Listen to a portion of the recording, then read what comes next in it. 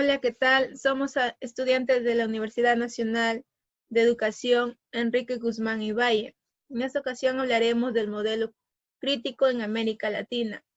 Este proyecto se desarrolló con la ayuda de la profesora Isabel Ramos Pérez en su curso de teoría curricular.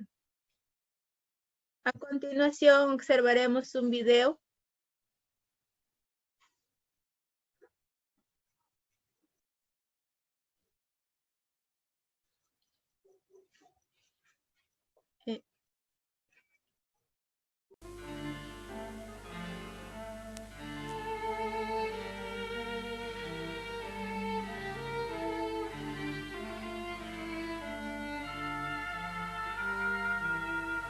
La otra cuestión, por ejemplo, es preguntarnos cuál es nuestra comprensión del acto de enseñar y cuál es nuestra comprensión del acto de aprender.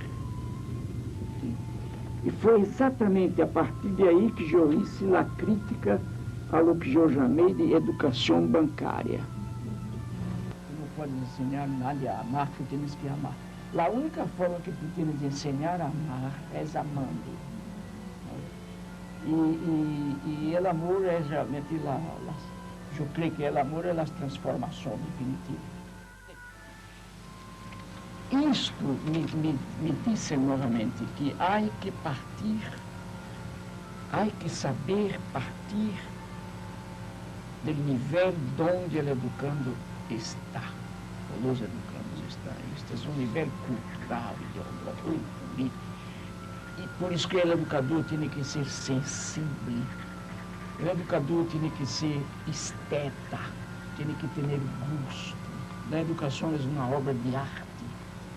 O educador tem que ser ético, ele tem que respeitar os limites da pessoa. Eu não posso entrar em ti e respeitar-te. Eu tenho que respeitar tus sonhos, respeitar tus medos. Mas eu devo também tocar os teus medos, como o psicoterapeuta hace às vezes, o psicanalista. Se tu trabalhas com um grupo metido no silêncio, há que encontrar um caminho para que ele rompa o silêncio. Agora, às vezes nós não encontramos realmente, não há receitas para isso, não encontramos o caminho certo, o caminho certo para alcançar o miolo do silêncio. Se o grupo me quer escutar, não puedo negar-lhe minha voz. Pero em seguida, eu demonstro que necessito também de sua voz. Minha voz não tem sentido sem a voz do grupo. E lo evito e lo desafio. O ponto de partida da educação está no contexto cultural, ideológico, político, social de los educandos. Não importa que esteja este contexto echado a perder. Uma das tarefas do educador é rehacer isto. É nesse sentido que o educador é também um artista. Ele rehace o mundo. Ele redibuja o mundo. Repinta o mundo. Recanta o mundo. Redança o mundo.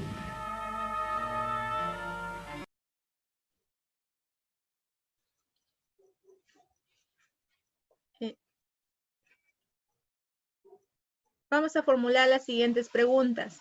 ¿Cómo debe ser la educación según Freire? Bueno, Freire planteaba una educación bastante empática y con un pensamiento positivo hacia el estudiante, cómo éste debería ser comprendido y no se le debería de privar ni su opinión ni lo que quiera aprender. Tanto el estudiante como el maestro son igual de importantes en la educación. Siguiente pregunta. ¿Por qué es importante el amor en la educación? Bueno, esta función del amor se divide en dos partes, en la pasión que pone el docente hacia lo que está enseñando y el interés por parte de los educandos hacia el tema, cómo este se puede desarrollar y a partir de eso se crea un nuevo conocimiento.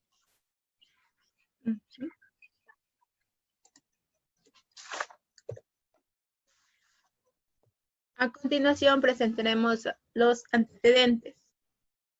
Primeramente buscaban una educación desde el enfoque crítico.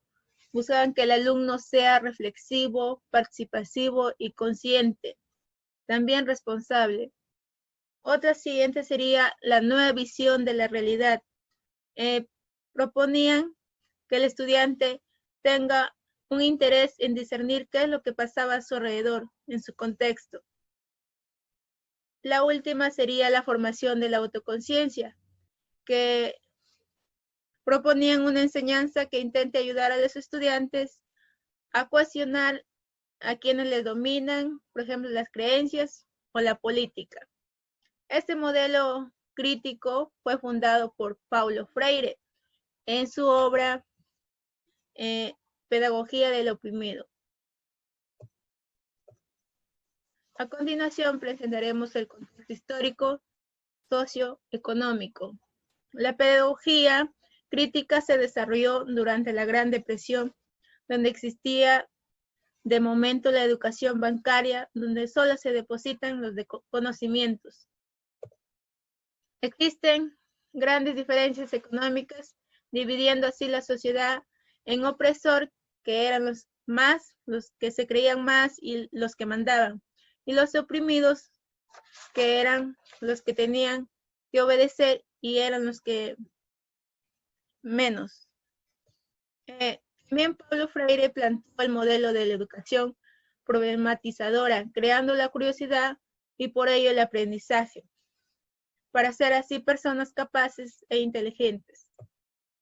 En este se desarrolló un sistema opresor, donde reinaba la injusticia, y esto provocó una población deshumanizante con pobladores, personas que se encontraban en dos situaciones, con pérdida de esperanza y pérdida de autoestima, que llevó a actitudes violentas. A continuación cederé la palabra a mi compañera Diana.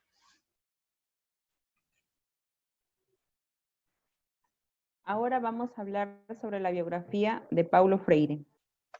Paulo Freire nació el 19 de septiembre de 1921 en la capital de Recife, en el noreste de Brasil. Él creció en una familia pequeña que pertenecía a la burguesía. Durante la Gran Depresión que se vivió en 1929, conoció la pobreza y el hambre. Ya de joven, él quería dedicar su vida a la lucha contra el hambre. Estudió Derecho en la Universidad de Pernambuco. Al terminar su carrera, su interés se trasladó a la área de educación de adultos. Logró la alfabetización de un adulto en solo 40 horas y se alcanzó mediante la lectura y la escritura de la realidad. Un proceso de sensibilización. Este objetivo de sensibilización fue el foco de las instalaciones del Círculo de Cultura y del Centro Cultural, iniciados por Freire, que se basaron en sus experiencias entre los años 50. Esta aventura política y emancipadora terminó violentamente en 1964, cuando los militares tomaron el poder. Paulo Freire fue encarcelado por 72 días. Después de su liberación, Freire tuvo que exiliarse en Chile. Con su emigración, su trabajo cambió. Se volvió más teórico, reflejó sus experiencias en la educación de adultos, que lo manifiesta en varios libros. El más conocido es La educación de los oprimidos. Paulo Freire es uno de los pedagogos más significativos del siglo XX. Con su principio del diálogo, enseñó un nuevo camino para la relación entre profesores y alumnos. Sus ideas influenciaron los procesos democráticos por todo el mundo. Fue el pedagogo de los oprimidos y en su trabajo transmitió la pedagogía de la esperanza. Influyó en las nuevas ideas liberadoras en América Latina y en la teología de la liberación, en las renovaciones pedagógicas europeas y africanas, y su figura es referente constante en la política liberadora y en la educación. A continuación, pasamos a ver sus obras. Su primera obra fue La educación como práctica de la libertad. La obra propone que la primera acción pedagógica para la libertad y para que sea posible, solo es posible desde la práctica, es decir, una sociedad en la que las condiciones sociales, políticas y económicas sean favorables. Esta obra valiosa es una herramienta en la construcción de aprendizajes significativos. Debe ser un horizonte hacia el cual dirigir nuestros esfuerzos, ya que el aprendizaje significativo y vivencial son guías para la educación de nuestra vida. Es un libro que muestra la visión de educación que tenía Freire y cómo una educación buena o mala puede cambiar las sociedades. Es un libro que busca que las personas que educan y las que reciban una educación cambien su forma de ver el mundo, para que se pueda dar y recibir lo que necesita. Que la libertad se transmita de persona a persona y conseguir que cada quien decida en base a una educación que lo capacite para ser crítico. También escribió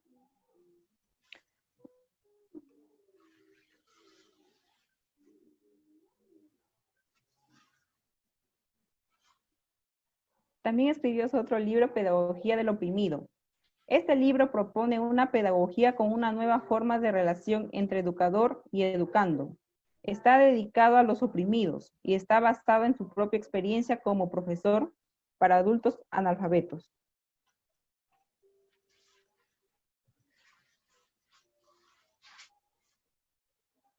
Ahora pasamos a ver a Walter Peñalosa.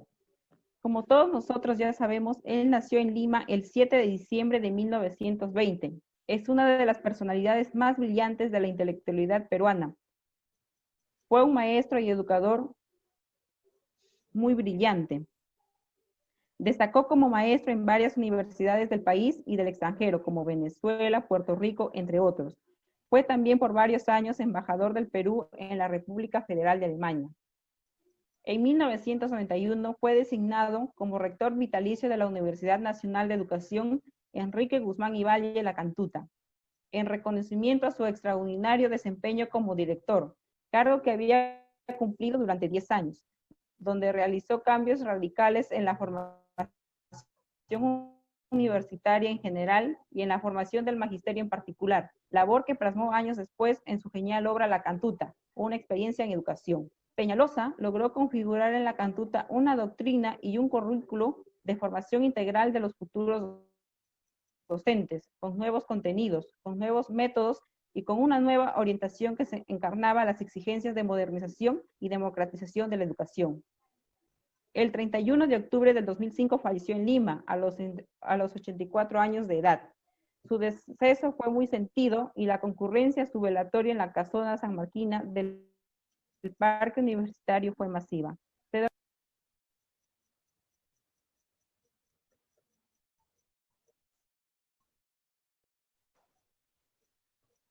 Bueno, siguiendo con la exposición,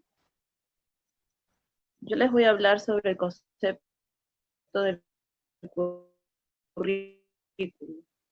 Durante la vuelta del siglo en América Latina, se produjo un amplio abanico de reflexiones que intentaban dar cuenta a la realidad regional. Fue un periodo en que el pensamiento era fraccionado. Se logró configurar una teoría crítica latinoamericana para pensar su papel en la economía y trazar líneas.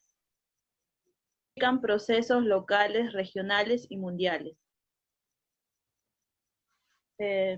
Siguiente. El concepto del currículo es que los efectos del modelo que se han potenciado un cambio en la gestión del cambio social. Una oportunidad para cambiar de dirección. Por ello, la definición de un horizonte de transformación social ecológica es un desafío de primer orden. Como podemos observar en la imagen, se puede ver que lo que el concepto del currículo busca es sobre todo un cambio social. Siguiente. Las características del currículum.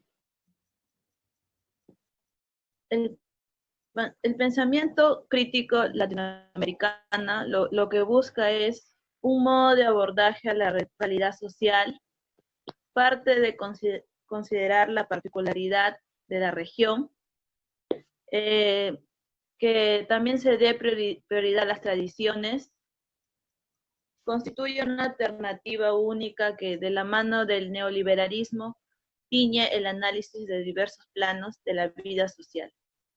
En la imagen podemos ver que están los indígenas juntos, ¿no? Luchando por lo que es su cultura. Siguiente.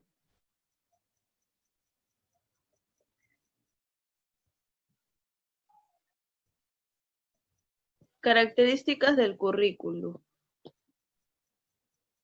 La teoría latinoamericana logró superar las lecturas provincialistas del siglo XX a los falsos problemas de un pensamiento latinoamericano heredero de una tradición idealista. Se le superó las discusiones de alcance mundial que, además de servir para entender una realidad específica, permite discernir el conjunto de la historia moderna. Siguiente.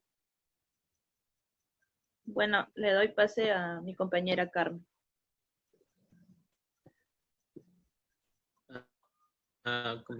Bueno, los elementos curriculares, según Freire, aquí organizamos tres, que es el tema generador, la problematización y la transformación.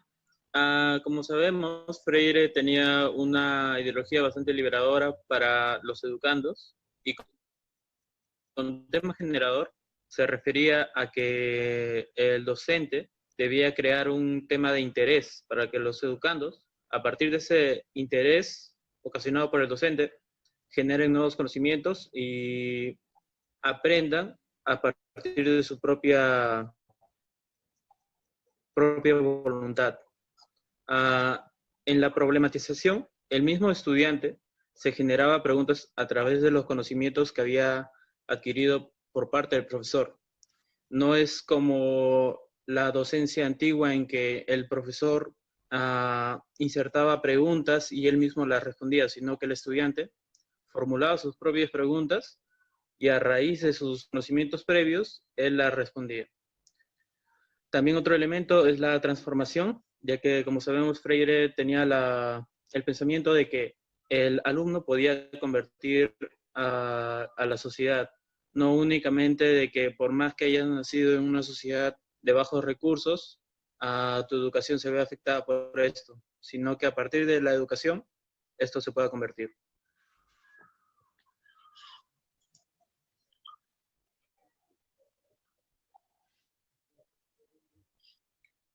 Concepto de aprendizaje y enseñanza. Como sabemos, Freire tenía un pensamiento demasiado conectando a la libertad que tenía el estudiante, de cómo éste se debía manifestar dentro de un ambiente demasiado pasivo, sereno, a comparación de otros sistemas educadores que son algo rigurosos en cuanto a la educación y una educación más formal. Y él, en cambio, borró todos esos estereotipos para una educación un poco más empática. Doy el paso a mi compañera Carmen.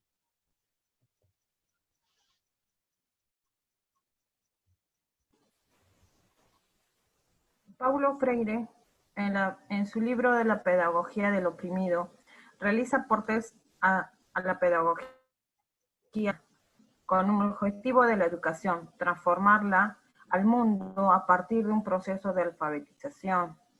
El contenido de la educación tiene que ser de acuerdo a la realidad del individuo, el contexto donde se desarrolla. El método tiene que ser dialógico, abierto entre educandos y educadores. Los medios se utilizan recursos de acuerdo a su contexto donde se desarrollan. Siguiente.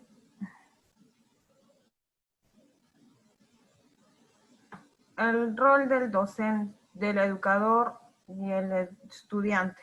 Los educadores. Las características: pragmático, llevar a práctica todos sus saberes para formar mejores alumnos. Realista, el contexto donde se encuentra para ofrecer conocimientos adecuados a las necesidades reales. Reflexivo, sobre la situación en la que se encuentra para maximizar con los recursos con los que cuenta. Despertador, despertar la curiosidad en los alumnos, el hambre de sobresalir mediante la educación. Respetuoso, hacer valer sus opiniones de los alumnos, poniéndolo en el centro de la práctica, enseñanza y aprendizaje.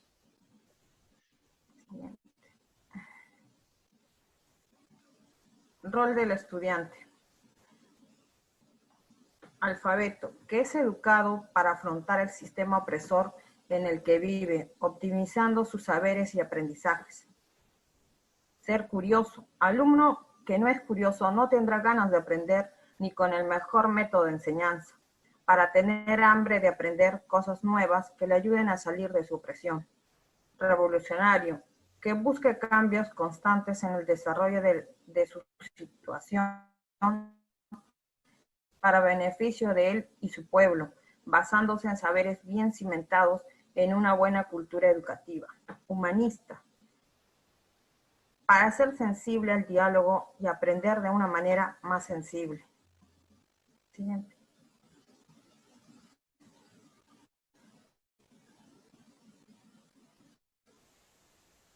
La educación bancaria para Paulo Freire conducía a una memorización mecánica de los contenidos. El alumno era el recipiente al que se le debe depositar el conocimiento. A mayor pasividad, mayor facilidad de sonidos. La educación como instrumento de la opresión. Educación problematizadora. El educador y el educando se educan entre sí. El centro de todo es el diálogo. Va en contra de la destrucción de la pasividad, la búsqueda de una transformación social. Siguiente. Walter Peñalosa Ramela, en su libro El currículum integral, nos explica que los profesores y alumnos deben dejar de tener la mentalidad academicista. La educación debe ser correlacional entre la cultura y la educación. Sus propuestas educativas fueron proceso de humanización, el proceso de socialización y el proceso de culturización. Sí.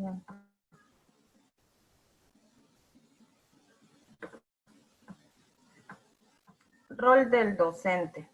Recibir y explorar conocimientos, realizar prácticas educativas profesionales que así posibiliten el desarrollo de sus capacidades. El rol del estudiante. Desarrollar sus capacidades que promuevan su desarrollo evolutivo, social y moral.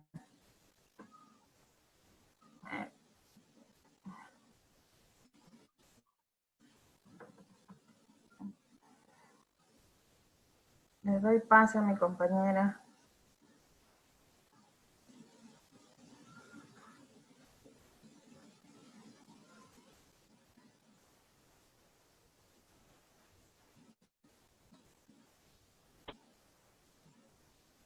Bueno, para seguir con la exposición, seguimos con lo que es la apreciación crítica. El modelo crítico se basa en que el estudiante desarrolla sus propios criterios. El currículo busca integrar y mantener las costumbres e identificación de los pueblos indígenas y andinos de Latinoamérica frente al mundo. La pedagogía crítica propone una nueva alternativa de enseñanza en la que los estudiantes sean conscientes, reflexionen, así como ser libres para saber lo que ocurre en su propio contexto. Las características constituyen una alternativa al pensamiento único, que de la mano del neoliberalismo pilla el análisis de los diversos planos. Y en lo que es el aprendizaje y la enseñanza, la clase del modelo crítico se imparte de la libertad del estudiante y cómo el estudiante crea sus propios conocimientos.